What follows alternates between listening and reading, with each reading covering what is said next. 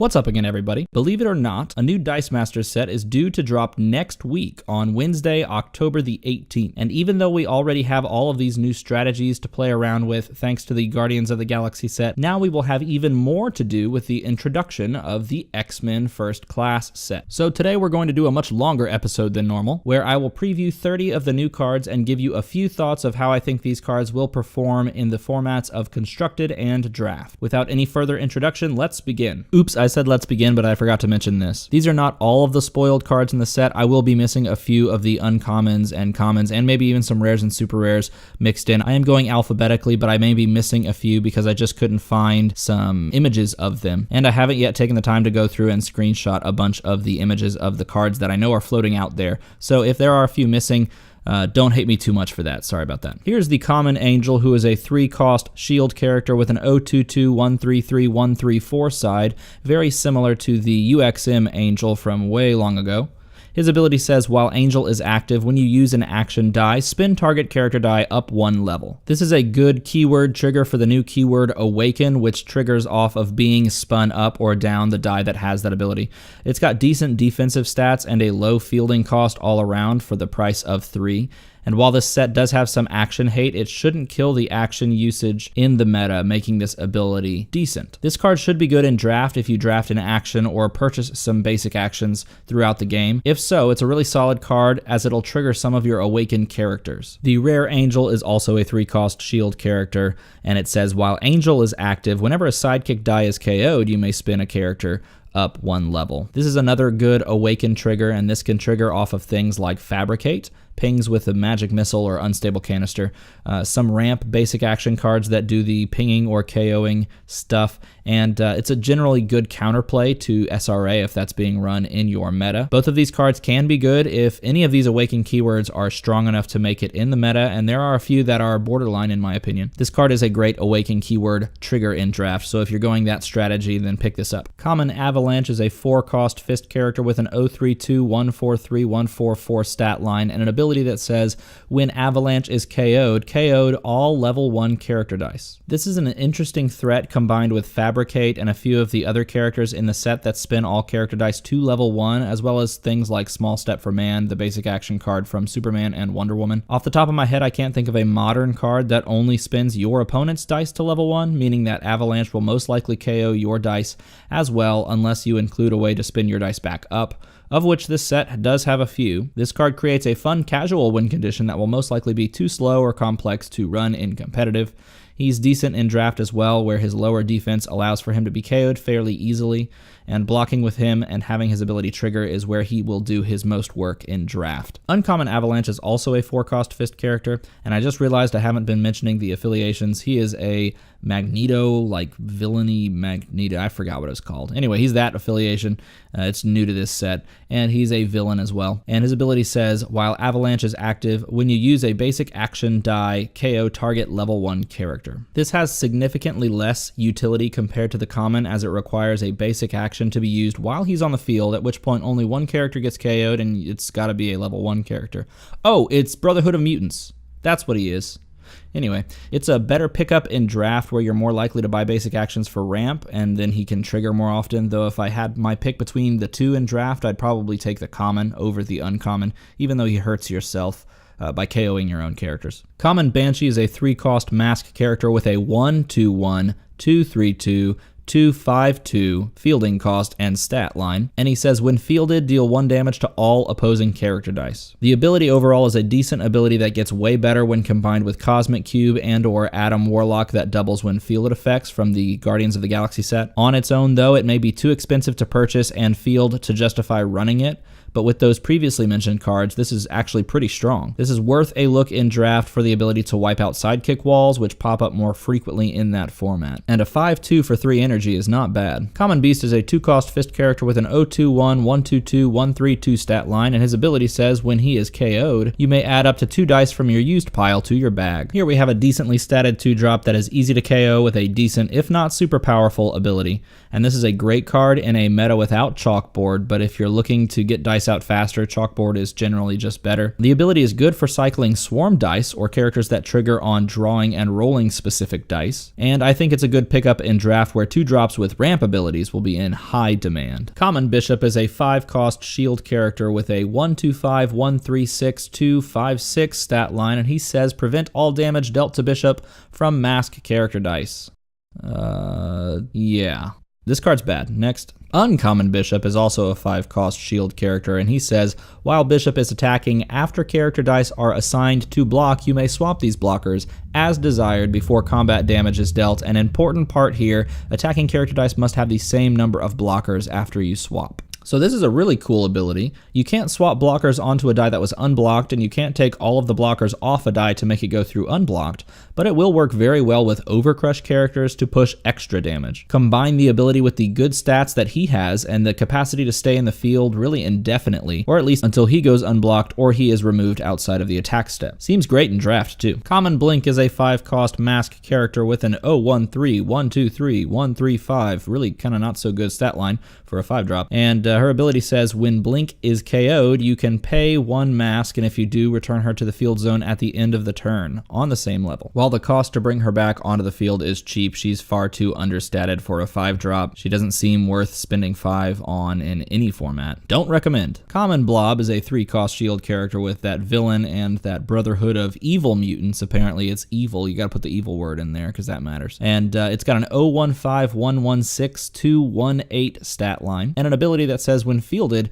capture all opposing sidekick dice until Blob leaves the field zone or until you field another Blob die. And if you were to field another Blob die, I'd imagine that one would just take the other sidekicks and capture it, and that die would be the capturing die instead of the first Blob die. Just like one giant, very obese person passing it on to the second very giant obese. That seems insensitive. I'm going to cut this. So in terms of stats, these stats are insane for a 3-drop. Add a stat flipper and Blob is removing just about anything on the field that wants to block it, and that's not even mentioning the fact that he takes away your opponent's opportunity to value trade with a sidekick on that 1 defense side if you do flip the attack and defense stat. So it won't make much of a dent in the meta because not a lot of people are putting out sidekicks out there unless, you know, flying sidekick teams come out and hit really hard for some reason. But it does seem good in draft, and it makes for a really fun casual team addition. The Rare Blob is a 4-cost shield character, and he says, when fielded, choose an opposing card, canceling all previous choices. Your opponent may not purchase or field that card's dice until Blob leaves the field zone. This card is really good. This targets a card, meaning it can reach out and touch something without it having to be on the field. The defensive stat line means this card demands a hard removal or a text wipe to get rid of. Force attack globals are dangerous for your opponent to use to remove Blob if you also bring along a swap attack and defense global, because you can just sit there waiting for them to force him to attack and then flip it when they don't block him and, you know, deal 5, 6, or 8 damage. And if an opponent doesn't have any of those answers I've already mentioned, then you just lock down one of your opponent's pieces like a win condition or really anything. This is very much worth drafting where answers to it will be very limited. I skipped over the uncommon. Here's the uncommon. The uncommon's a 4-cost shield character as well, and he says when fielded, capture target opposing character die until Blob leaves the field zone. This card is also good. Capture your opponent's win condition. Capture your opponent's text wipe. Either way, the card is good. If you field multiple of these dice, you can capture multiple of your opponent's dice as well, and it's all around strong because it's not leaving the field zone unless your opponent wipes it or hard removes it somehow.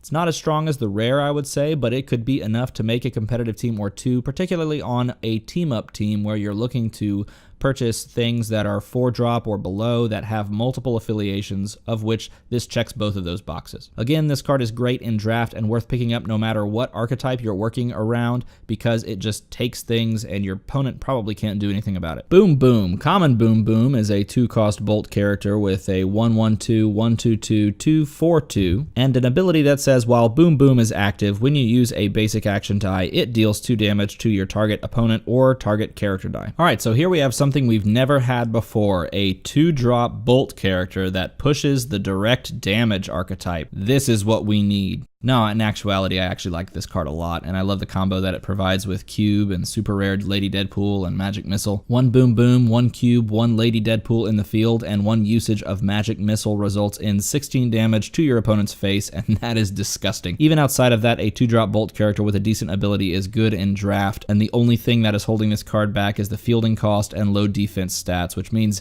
if you bring Magic Missile, all it takes is 2 bolts for your opponent to remove Boom Boom. Still, worth it. I like this card. Common Colossus is a 7-cost Fist character with a 144, 165, 287 stat line, and he says when Colossus is KO'd, if you control a level 3 character die, return Colossus to the field zone at level 1, and obviously you clear all damage from Colossus. This card is kind of bad. He hopes to be KO'd, but he doesn't get KO'd by much with those stats. He's a 7-drop, meaning you're either hard buying him or no-wearing to him, and when you do, he just provides a big body that you could get at some point back if he gets KO'd. That doesn't do enough to make the cut in competitive, and it's not worth picking up in draft, as I'd rather have just 2 smaller bodies that have more impactful abilities than 1 big body with a less impactful ability. Uncommon Colossus is also a 7-cost Fist character with that same stat line and the Overcrush keyword, along with the ability that says opposing level 3 character dice cannot block Colossus. This is a markedly better ability compared to the common version. Overcrush combined with an ability that keeps higher defense characters from blocking him is worth going for in a nowhere-based team and in a draft. Overall, I'd say this is just worth spending 7 on, and it could see play in casual nowhere teams and in draft as well. Common Cyclops is a 5-cost Bolt character with that X-Man affiliation, a 142, 153, 164 stat line,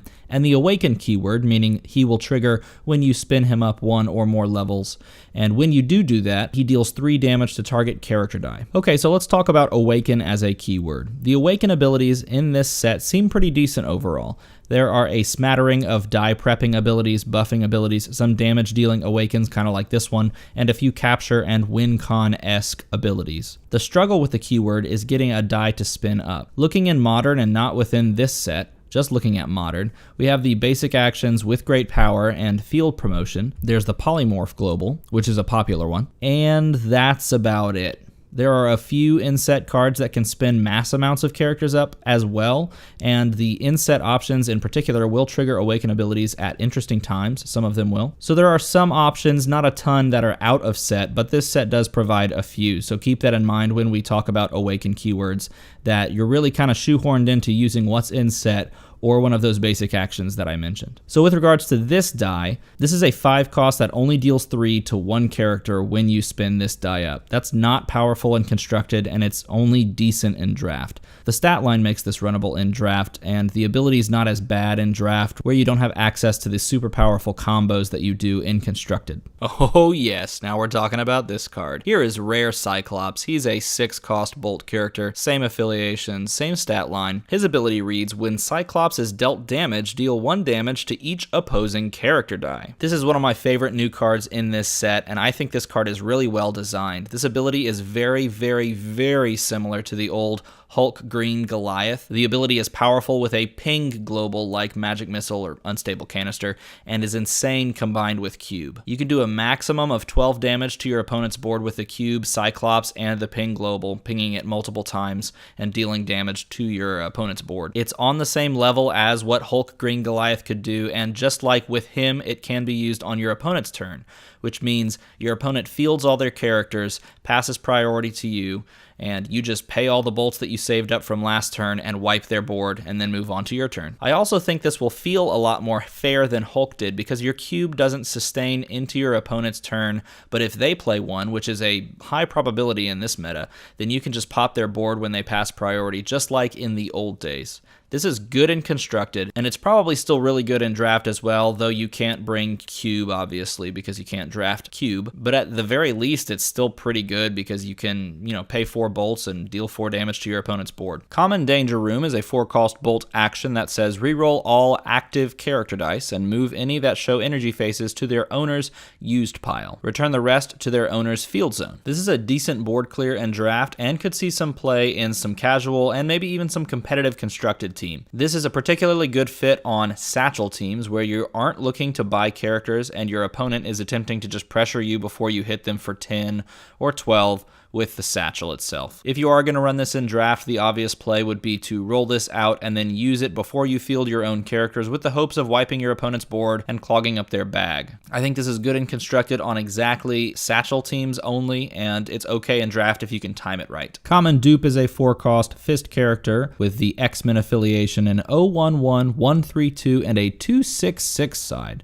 This common version says when Dupe is KO'd, capture target opposing character die until the start of your next turn. This card is easy to overlook at first glance, but I think it could end up being decent. You field 2 of these, KO them with Fabricate, capture your opponent's win condition or card wipe, rinse and repeat. The other hidden benefit to him is that 266 side, which is insane for 4 energy. The Blob might be better overall for the ability, but this has some merit in both formats. Certainly worth a look in draft if you can get him to get KO'd. Uncommon Dupe is a 4-cost Fist character as well, and he has the Awaken keyword, and it is Awaken, capture target opposing character die until the end of the turn. So because the capture only lasts until the end of the turn, I don't like this card as much as some of the other Awaken keyword cards we've already looked at and we will look at in the future. I think it will be good if you can get your hands on one of those triggers in draft, but I don't see it being particularly viable in constructed. I think it's a little easier to do the KOing thing with Fabricate than it is to focus on spinning up in order to trigger the Awaken ability. I think there are also just other cards that do it better in constructed right now and will be coming out in this set. Rare Dupe is a 5-cost Fist character that says when Dupe attacks, you may capture target character die you control until the end of the turn, and if you do capture your own character die, you can also capture target opposing character die until the end of the turn. This is a really cool ability. Capture one of your own characters to capture one of your opponent's characters. This occurs before blockers are declared too, so you can use this not only to grab blankers, but you can also just open up lanes for attacking. Pretty decent. It is a 5-drop though, so you have to devote some resources to get it. All in all, decent in draft as you just capture one of your sidekicks for one of their bigger pieces, and it may make for some interesting inclusions in casual. Common Emma Frost is a 5-cost shield character with the villain affiliation, a 135, 146, 257 stat line. Pretty decent stat line for a 5-drop, I might add. And her ability says when Emma Frost takes damage, redirect 1 damage to target character die, and if this does not KO it, spin it up a level. Now here is one of those cool triggers that I was referring to earlier. So the ability works like this. Emma Frost takes some amount of damage at any point, and you're allowed to redirect 1 of those points of damage to any target character die you choose, yours or your opponent's, and if it doesn't KO that character, if they take that 1 and they're still around, then that character spins up, allowing you to trigger the Awaken keyword ability on it. I think this is a really exciting and cool ability, and it's attached to a body that is better statted than the current Wonder Woman die and contains a good balanced affiliation of that villain affiliation. Combine her with the Unstable Canister Global and trigger your Awakens whenever you see fit, and it's good in draft and in constructed. This is a decent addition for Awaken teams in constructed. All you really need is a good Awaken keyword to go with it. Uncommon Emma Frost is a 4-cost shield character, same villain affiliation. She says while Emma Frost is active, prevent the first point of damage dealt to you each turn. Things to note about this card. You're getting that good stat line for 4 now, which takes a bit of pressure off of the high fielding cost that I didn't mention on the common version. The ability doesn't prevent the first instance of damage, only the first point, meaning that if the first damage you take in a turn deals you 4, you instead take 3. It's not the strongest ability, but any damage prevention is better than nothing. She will be great in draft for that stat line, and prevention ability is okay. And she probably won't make a splash in constructed unless I'm missing something about this card that could be really great. Common Havoc is a 4-cost shield character with the X-Men affiliation. He's got a 114, 134, 154 stat line, and he says when Havoc takes damage, you may deal an equal amount of damage to target opposing character die. The 1-4 side is bad, and the 5-4 side is pretty good for 4. The ability makes him a nice blocker, and there will be times where he won't get KO'd and give you a lot of value. Not really a constructed piece unless you're running a control style X-Men affiliation team, but I think worth the pickup in draft. The Uncommon Havoc is a 4-cost shield character as well, and he has an Awaken keyword that says spend all of your shield energy that are in your reserve pool. Deal damage equal to the amount spent to target, opponent, or character die. So the ability forces you to dump all of your shields and hit your opponent for that much damage, which is Ring-esque in nature, and I kind of like that. It's a fun win condition that would make for an interesting combo team. It seems a bit difficult to put together in draft as you'd need low-cost shield characters and either a character that spins him up or to bring one of those basic actions that spins your guys up. It doesn't appear to be fast enough in constructed setting as I think about it, but there are some great deck builders out there who may put this to good use. I like that WizKids has created cards like this in the past few sets. Interesting, more complex win conditions can really engage the tinkerers like myself. Rare Havoc is a 4-cost shield character that says, while Havoc is active, when an X character die is damaged, spin it up 1 level before determining if it's KO'd. Speaking of an X-Men affiliation team, this might actually be a better option than the common version was. Not only does this trigger Awakens, it also pushes the X-Men affiliation a bit more into relevance, and so does this set, really. You can, again, pair this with the Unstable Canister Global in order to trigger the Awakens at any point. I think this is good in draft if you can get some good Awaken abilities, and a good fit for a constructed Awaken team. The Hellfire Club. The common version is a 2-cost fist action that says, you may field villains for free this turn, and when you field a villain this turn, you prep a die from your bag. So at worst, this is providing you some free fielding and 1 prepped die. That's if you field 1 villain. If you field an Emma Frost, you're not paying the 1 energy to field her on average, and instead you are ramping a die and thinning your bag, all for 2 energy. That's really good. On a heavy villain team with a bunch of low drop villains, this can get a ton of value and basically just be your ramp. It's definitely worth playing around with as a main form of ramp on a villain team, and worth grabbing in draft even if you only have like 1 low cost villain character. You can spend 2 to buy it and roll it as energy, and that's not the worst thing in the world in draft. Uncommon Hellfire Club is a 4-cost fist action that says, if you control the character die with the highest attack, KO all other character dice. This card kind of makes me feel gross. It's like really powerful, and yet that power is just as much focused on you as it is on your opponent. There are some like interesting shenanigans that you can do with this as long as you have the highest attack character in the field. Run Momentum or Batcave so that when your characters get KO'd, you can either re-roll them back out or Batcave them out. Certainly not constructed level, but there could be fun stuff done with it nonetheless. And again, it may not be the most powerful card in the set, but it may be good enough to run just for the board clear in draft. Probably worth going for in draft for that board clear.